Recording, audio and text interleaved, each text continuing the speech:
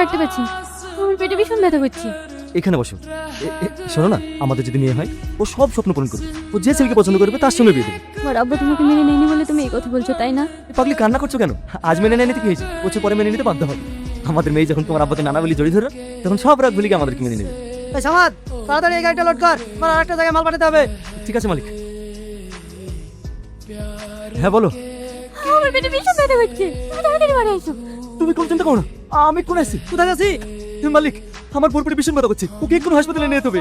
আরে মেয়েদের পেটে একটু ব্যথা হয়, যা তাড়াতাড়ি গাড়িটা লোড দে। না না মালিক, আমাকে বাড়ি যেতেই হবে, আমার পুরো বাচ্চা হবে। একদিন ডাক্তার দেখাতে যাওয়া, একদিন পর বাচ্চা হওয়াতে, তাহলে আমার কাছে কি করে চলবে? আজ যদি তুই চাস তাহলে আমার কাছে কোনোদিন কাছে আসবি না। করবো না এই কাজ। আমি বুঝতে চাই না আমার বউ বাড়িতে ছটফট করছে। নার্স, নার্স, এই তো আমি আছি। আপনি এখানে অপেক্ষা করুন, ভিতরে যাওয়া হবে না। সমাজ, বুড়ি কোথায়? ও ঠিক আছে তো? এখন উঠিতে আছি। জানেন আব্বা, ও প্রত্যেকদিন আপনাদের জন্য কান্না করে। আপনার এসে জানলে ও অনেক খুশি হবে। কেঁদো না বাপ, তোমাদেরকে মেনে না নিয়ে আমরা খুব ভুল করেছি। বুড়ি একটু সুস্থ হলে মেয়ে সময় লাতিকে নিয়ে বাড়ি যাবো।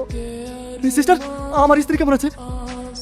সরি, আমরা আপনার স্ত্রী আর বাচ্চাকে বাঁচাতে পারলাম না।